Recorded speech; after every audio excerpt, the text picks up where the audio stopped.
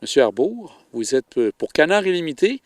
On est en train de travailler ici, comme vous m'avez dit tout à l'heure, le marais de la Grande Ferme. C'était fait à quel moment, si on monte dans les années, peut-être 80, vous disiez tout à l'heure? 81. Donc, l'aménagement faunique a été créé en 1981. Donc, l'aménagement faunique a été créé avec l'aménagement d'une digue et d'une structure de contrôle du niveau d'eau. Et là, avec le temps, ça devenait de moins en moins étanche? Exact. Donc, avec le temps, c'est un des plus vieux aménagements au Québec.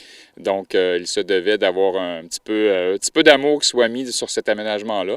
Donc, ce qu'on a remarqué là, au niveau de la digue auparavant, c'est qu'il y avait des infiltrations d'eau à l'intérieur et la structure qui commençait à être perforée. Donc, on voyait vraiment, là, on n'arrivait plus à maintenir le niveau d'eau prévu dans le marais. Donc, on devait procéder à ces travaux-là. Et ça, si on monte en 80, c'était pour permettre une meilleure nidification pour certaines espèces. C'est quoi exactement? C'était des marais qui étaient aménagés dans certaines parties déjà humides. Donc, c'est vraiment de la restauration d'habitat. Donc, on créait des marais permanents. Donc, le niveau d'eau est maintenu tout au long de l'année, au même niveau, pratiquement stable. Et ça permet là, la nidification de la sauvagine et l'utilisation par les canards par différents cycles de vie. Et ce qu'on s'est aperçu avec le temps, c'est que plusieurs autres espèces associées au milieu humide sont venues s'installer. Donc, des espèces en péril, entre autres, qui sont venues aussi s'installer dans le marais. Donc, en 81, on considérait pratiquement juste le canard. Maintenant, en 2022, on doit considérer l'ensemble, 2022-2023, on doit considérer l'ensemble des espèces qui utilisent le marais pour revoir la conception de ces aménagements-là. Et là, on est directement sur la digue. Les travaux ont commencé quand pour refaire cette digue? Ça a commencé début février. Donc, on a commencé là, par le rehaussement et l'imperméabilisation de la digue actuelle. Donc, on est resté dans la même emprise de la digue auparavant. Par contre, ce qui a été fait, c'est qu'on a creusé une tranchée à l'intérieur au centre de la digue et on est venu mettre une membrane imperméable. Donc, le matériel qui avait été utilisé en 81 était plus ou moins imperméable.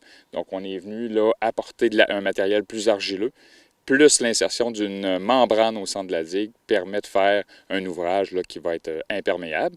Puis au niveau de la hauteur, bien sûr, on a rehaussé la digue afin de pouvoir maintenir notre niveau d'eau dans le marais. Et bien sûr, il faut comprendre que les normes actuelles en 2023 ne sont pas les mêmes qu'en 81. Donc, on se devait d'avoir une revanche de sécurité de l'ouvrage de contrôle. Et ça, c'est dicté par les normes actuelles de la Direction de la sécurité des barrages. Et de ce côté-ci, il reste encore certains travaux qui restent à compléter au niveau de la digue. Quels sont ces travaux à faire? En fait, là, ce qui reste seulement, c'est la structure de contrôle du niveau d'eau. Donc, on va remplacer la structure de contrôle. Donc, d'ici 2 semaines, là, les travaux devraient reprendre pour simplement remplacer l'ouvrage de contrôle qui permet, lui, d'assurer le maintien là, du niveau d'eau dans le marais. Ce qui est surprenant pour nous, on n'est pas connaissant du tout, c'est de voir que les travaux se sont faits en hiver. Est-ce que c'est régulier de ce côté-là? Oui, de plus en plus. Donc, de plus en plus, on fait nos travaux l'hiver. Au niveau du milieu, l'impact est beaucoup moins grand. Donc, les entrepreneurs sont familiers avec ce genre de travaux-là, vont se faire des chemins de glace qui vont permettre de minimiser l'impact sur le milieu, sur la végétation en place. Donc, ça va nous permettre là, de faire des travaux.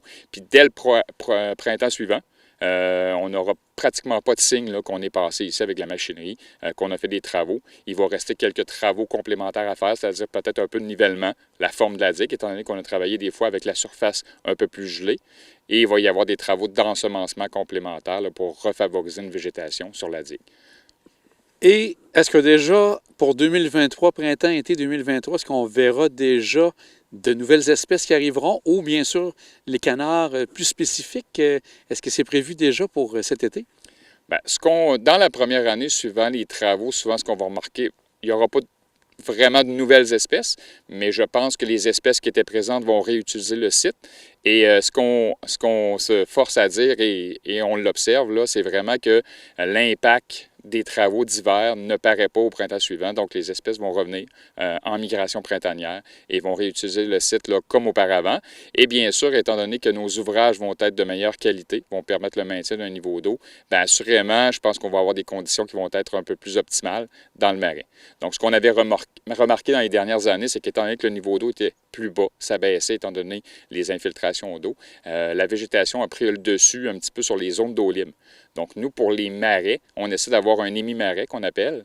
Donc, c'est d'avoir 50 de végétation aquatique versus 50 d'eau libre. Donc là, on avait un pourcentage un peu plus élevé au niveau de la végétation aquatique. Donc là, on va essayer de rebalancer ou minimalement maintenir le même ratio ou peut-être l'améliorer un petit peu. Et c'est ce qui va nous permettre une utilisation plus optimale du marais. Je crois qu'il y a aussi d'autres travaux qui se préparent de l'autre côté de la rue vis-à-vis le marais ici. Est-ce que ces travaux vont se faire aussi au printemps ou bien cet hiver?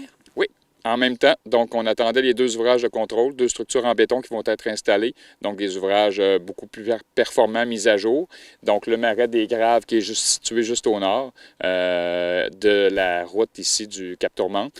Donc, on va en profiter en même temps pour remplacer l'ouvrage de contrôle qui, lui, avait été construit quand même un peu plus tard, là, en 93, 94, mais commençait à montrer quelques signes de détérioration également. Donc, on va en profiter pour remplacer les 2 ouvrages en même temps. Bien, M. Arbour, on va souhaiter que ça dure plus que 40 ans encore, donc que ça puisse durer longtemps et que les gens puissent avoir encore la possibilité de venir ici et voir de magnifiques espèces, autant canards que d'autres espèces ici à Cap-Tourmente. Merci beaucoup. Bien, je suis convaincu que oui. Puis comme vous le voyez, là, il y a des observatoires d'aménagés pour les gens. Il y a des sentiers qui sont aménagés. Donc, tous ces ouvrages-là, mis en valeur, vont être optimisés. Puis, qui sait, peut-être qu'il y en aura d'autres également. Mais effectivement, là, c'est pour permettre l'accès au public à nouveau, là, parce qu'on sait que c'est des sites qui sont très fréquentés. Donc, assurément, là, ces sites-là vont être disponibles dès le printemps 2023 pour les gens. Un grand merci. Merci beaucoup. Une bonne journée.